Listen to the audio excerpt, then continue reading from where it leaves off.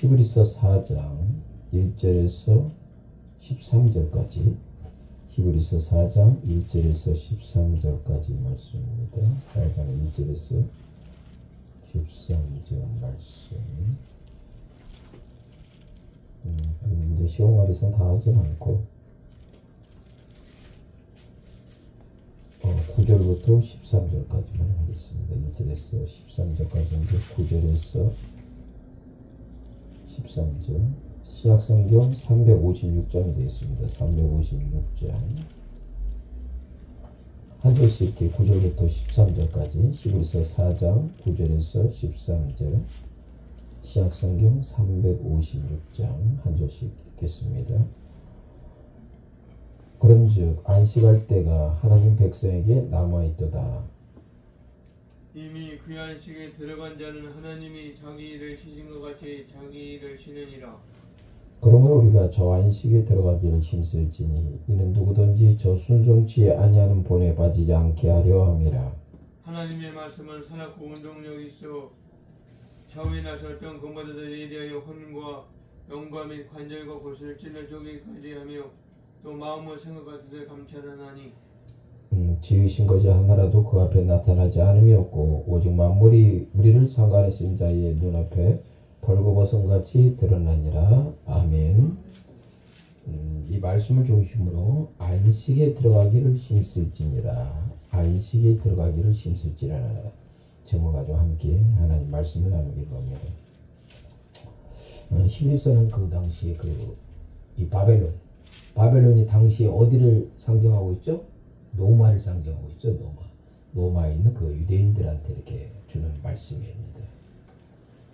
이 당시에 이 노마에 있는 유대인들, 이방인 크리스찬, 유대인 크리스찬 다 뭡니까? 심각한 핍박을 당했죠. 그렇죠? 핍박을 당했습니다. 그 심각한 핍박에 대해서 두 가지 반응이 나타났습니다. 한 사람은 어때요? 한쪽의 부류들은 그것을 고난을 감수하고 어때요? 핍박의 자리로 순교의 자리로 들어가는 하나님의 백성이 있었고 이렇게 핍박이 오니까 뭐예요? 배교하는 사람들이 있었어요. 배교하는 사람이 복음을 그래서 버리는 하나님을 거부하는 예수 그리스도를 부인하는 이 배교하는 무리가 있었습니다. 이런 상황에서 이 히브리서 기자, 이제 히브리서 기자는 저자 미상이라고 하는데 아마 전체적으로 이제 신학자들은 그럼에도 불구하고 사도 바울이 히브리서를 기록하지 않았는가라고 대부분 이렇게 이야기는 하고 있습니다. 그래서 이런 상황에서 이 바벨론, 그러니까 로마 제국에 있는 유대인들이 대상으로 했을 때 너희들이 환난과 핍박에 직면할지라도 예수를 부인하는 그 어리석음을 행동하지 말아라. 본문에서 여기서 영적 메시지예요. 왜 그 부분이 중요한 부분이니까 여기서 오늘 제목이 뭡니까? 안식에 들어가기를 힘쓸지어다. 이미 우리는 뭡니까? 안식에 대한 영원한 안식에 대한 우리는 약속을 받았습니까? 안 받았습니까? 받았다는 얘기예요. 그렇죠? 영원한 안식을 약속에 대해서 우리는 받았습니다. 그런데 영원한 안식을 받았음에도 불구하고 우리 현실에 직면하는 이런 핍박, 환난 이런 부분에 됐을 때 거기에 대해서 굴복해서 배교하게 되면 영원한 안식에 들어갈 수 있을까요? 없을까요? 없다. 이 부분들이 여기 핵심에 강조하는 부분들이에요. 그러면서 이 말씀을 중심으로 어디를 고하니까 당시에 이스라엘 백성들이 출애굽해서 광야 40년 광야 생활했을 때 그들 부분에 대해서 그들의 안식은 어디입니까? 광야 생활에 하는 250만의 이스라엘 백성들이 안식은 가나안 땅에 들어가는 거죠. 그렇죠. 가나안 땅에 들어가죠. 근데 그것은 어떻습니까? 궁극적으로 영원한 안식은 될 수는 없고 그 가나안 땅에 들어간 것은 뭐니까? 안식에 대한 모형이라고 생각하시면 돼요. 모형이라고. 그런데 그들이 그 모형에서 실패했습니다. 약속의 땅 가나안 땅에 들어간 것은 누구만이니까? 여호수아와 갈렙만이 들어갔다. 여호수아만이. 그러니까 결국 여기서 중요한 부분들은 이 영원한 안식이 들어가기 위해서는 하나님의 말씀에 대해서 믿음으로 반응하는 사람만 들어가는 것이지 그 부분을 불신하는 사람은 영원한 안식에 못 들어간다는 부분. 아멘. 그래서 이게 참 도전되는 부분들입니다. 그 당시에 이 바벨론이라는, 그러니까 당시에 로마 제국에 있는 사람들이, 유대인들이 뭡니까? 그 당시에 헬라 문화에 상당히 많이 잠식되었습니다. 그렇죠. 그러니까 순수한 야훼 하나님에 대한 신앙보다도 세상 문화에 더 사랑하고 거기에 잠식됐고, 어떻습니까? 하나님을 위해서, 나라를 위해서 열심히 하기보다도 세상 일에 분주한 사람이 됐어요. 그리고 어떻습니까? 이 당시에 이 로마 제국은 종교에 대해서 뭘 했습니까? 다원주의적인 태도를, 정책을 했습니다. 그러니까 뭐 어떤 우상을 믿던, 뭐 그리스 신화에 대한 어떤 것을 믿던 그 부분에 대해서 종교에 대해서는 특별히 이렇게 하지 않고 다원주의적인 부분을 취했어요. 그러다가 어떻습니까? 이제 로마 황제가 특히 자기가 신이다 라고 해서 신으로서 이렇게 숭배하는 부분에 대해서 그 부분에서 한때는 강하게 했고, 또 그 부분에서 어떻습니까? 크리스찬들, 하나님의 믿는 백성들은 거기에 대해서 거부함을 통해서 핍박과 환난과 순교의 자리로 들어가게 됐던 거죠. 그러면서 여기 11서 기자는 바로 이 청중들한테, 그 유대인 크리스찬들에게 뭐라고 얘기합니까? 너희는 그 하나님의 말씀에 대해서 온전한 순전한 믿음을 가져라는 부분이에요. 그러니까 이게 진짜 믿음을 가져라는 얘기예요. 가짜 믿음을 갖지 않고. 여기서 극명하게 대비되는 거죠. 진짜 믿음과 가짜 믿음. 뭡니까? 진짜 믿음. 우리가 그 로마서 2장에서는 표면적 유대인이 아니라 이면적 유대인이 유대인이라는 것처럼 우리 부분에서 바로 진짜 믿음을 가지는, 진짜 믿음은 뭡니까? 예수님께서 그리스도가 주님인 것을 확실하게 믿는 믿음. 그것이 마음을 믿어 의에 이르고 입으로 시인해서 구원받는 그 단계에 머무는 것이나 삶의 자리에서 그것이 산제사 드림을 통해서 열매 맺는 것, 그게 바로 진짜 믿음이라는 얘기죠. 그러니까 말로는 내가 예수 믿는다고 하면서 자기의 삶의 가치관이나 주장하는 것은 뭐예요? 그 당시에 그 헬레니즘의 그 문화에 잠식돼 가지고 거기에 함몰되는 어리석은 인생이 되지 말라는 얘기예요. 그런 인생에게 비록 하나님께서 영원한 안식을 주었을지라도 돌아가지 못한다는 부분이에요. 너희들이 진짜 믿음을 갖지 못하면. 여기서 도전되는 거죠. 그러면서 그 당시에 이 광야에서, 출애굽하고서 광야 시대에 가데스 바나에서 그들이 누가 진짜 믿음을 갖고 누가 가짜 믿음을 가졌는가를 극명하게 드러내는 거죠. 자, 12명의 정탐꾼이 갑니다. 그래서 며칠 동안 살핀 적 40일간 보는 거죠. 12명. 그런데 10명의 정탐꾼, 각 족속, 12족속에 대표하는 10명은 뭡니까? 가나안 거민을 보니까 그 땅의 거민은 뭐야? 우리를 삼킬 자다. 그렇죠? 아낙 자손. 아낙 자손은 뭘 얘기하는 거죠? 거인족속이죠. 거인족속. 그 다음에 바로 가자마자 그 여리고성의 큰 웅장한 성을 보니까 두렵고 떨렸다는 부분들이죠. 그래서 어떤 마음을 가졌습니까? 메뚜기 의식. 자기가 스스로 메뚜기 의식을 갖는 거예요. 근데 이것이 어때요? 이 부정적인 정탐보가 이스라엘 전 백성에게 다 파급이 된 거예요. 다 두려워 떨고 어때요? 하나님을 원망하는 부분이죠. 자, 이들은 분명히 애굽에서 어떻습니까? 하나님께서 행하신 10가지 재앙의 기적이 하나님께서 행하신 것을 알아서 경험했어요. 홍해를 건넜을 때 하나님의 능력과 기적을 통해서 하나님의 능력인 것을 경험했어요. 광야 생활할 때 어떻습니까? 하나님께서 불기둥과 구름기둥으로 그들을 인도하신 것을 알아서 경험했어요. 그런데 어때요? 10명의 정탐꾼이 부정적으로 얘기하자 그게 다 휩쓸렸다는 얘기예요. 그 말은 뭐예요? 그들이 어때요? 진짜 믿음을 갖지 못했다는 얘기죠. 하나님의 말씀에 대한, 하나님의 약속에 대한 진짜 믿음을 갖지 못했던 거예요. 그런데 여호수아와 갈렙은 어떻게 주장합니까? 무슨 소리냐? 하나님께서 이 적과 꼬리가 흐르는 가나안 땅은 이미 우리에게 주신다고 약속을 했습니까? 안 했습니까?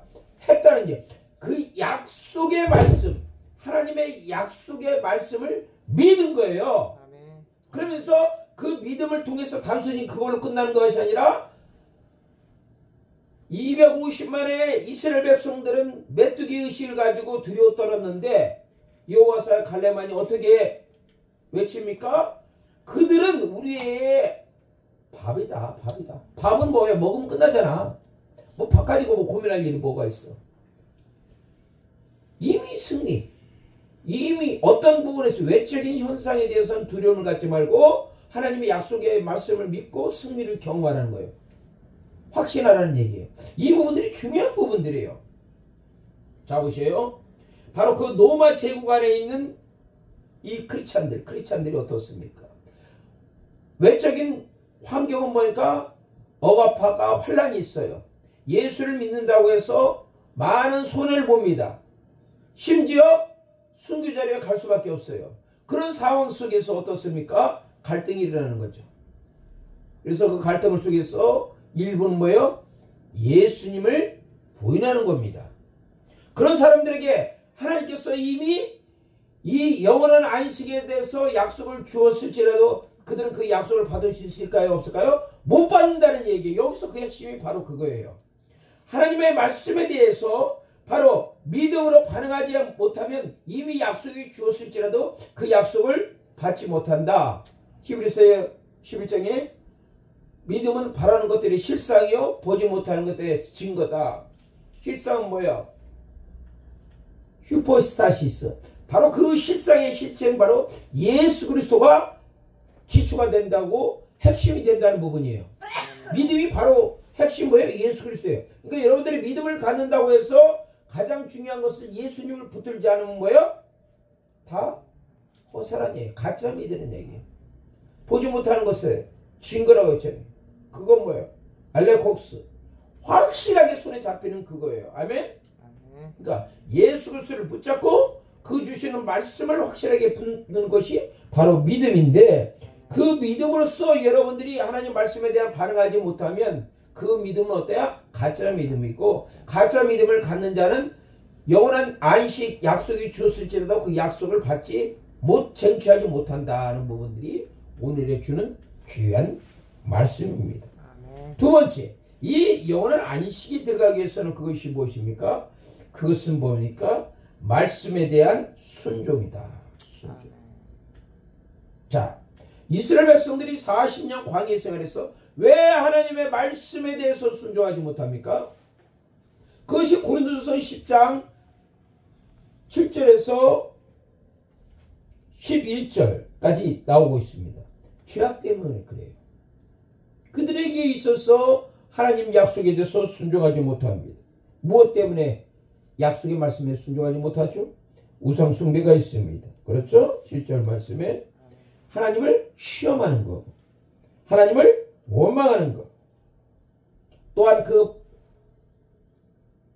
발람의 그 모압 족속들에서 간음하는 것, 이 네 가지 부분이 죄악들이 바로 뭡니까?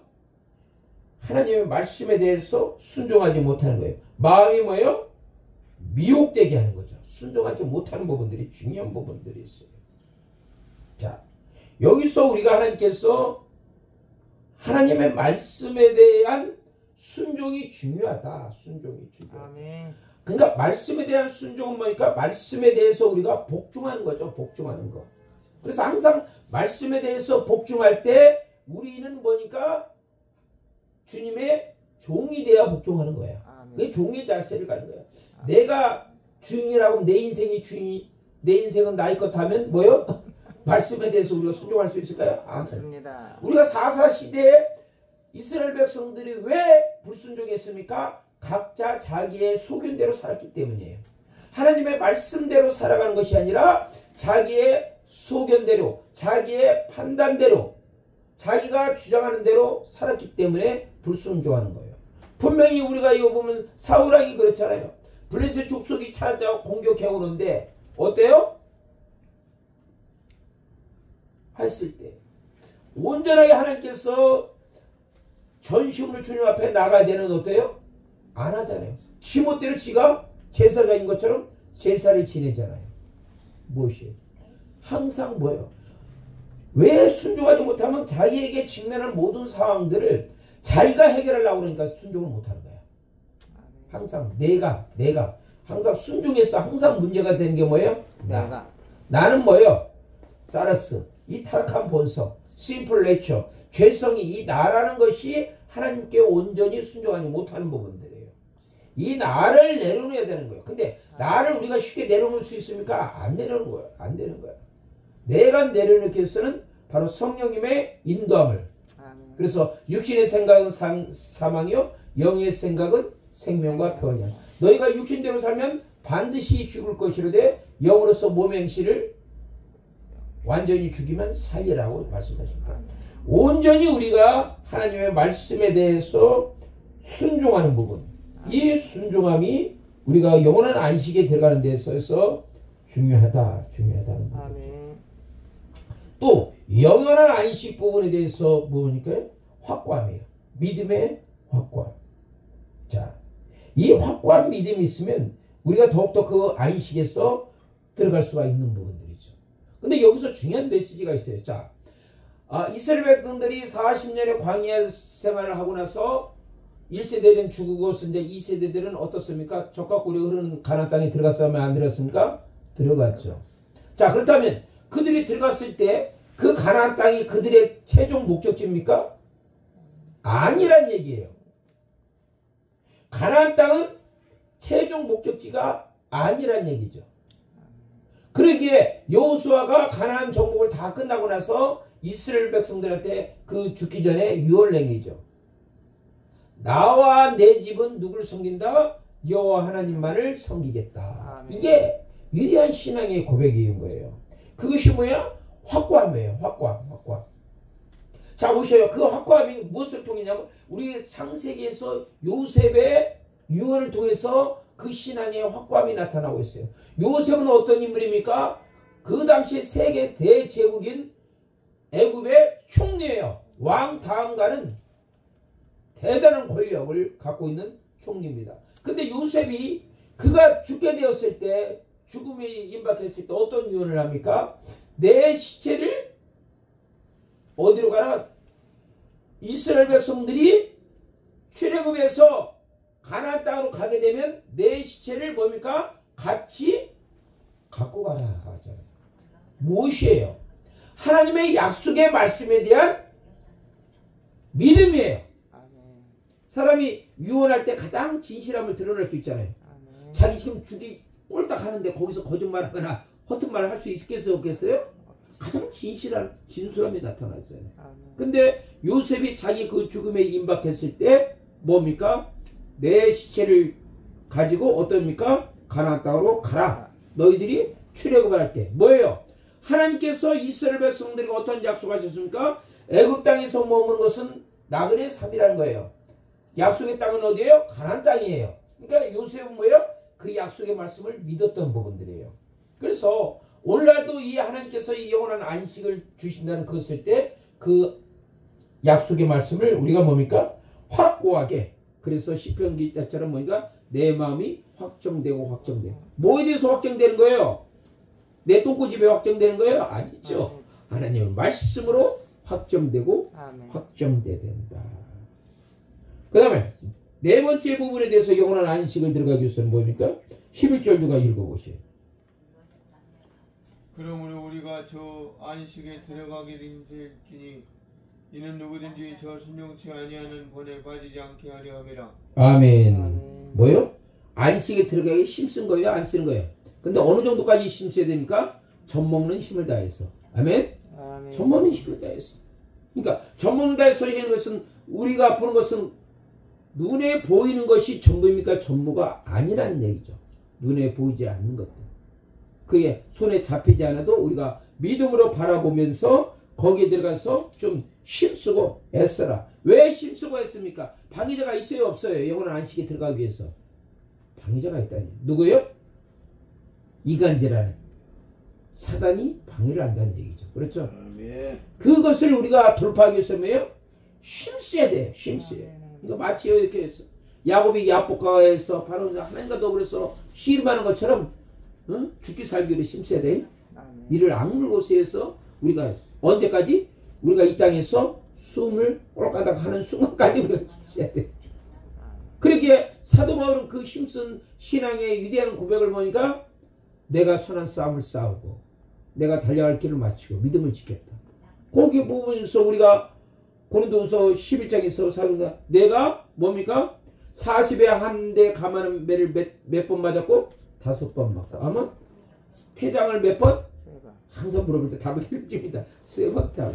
강도의 위험, 굶주림, 헐벗음, 그 다음에 강의 위험, 바다의 위험, 이런 모든 것을 다 권고하는 그것이 그만큼 힘쓰다니까 했어요. 그러니까 이게 전에 너희가 정말로 싸울 때 죽기까지 싸우지 않았느냐.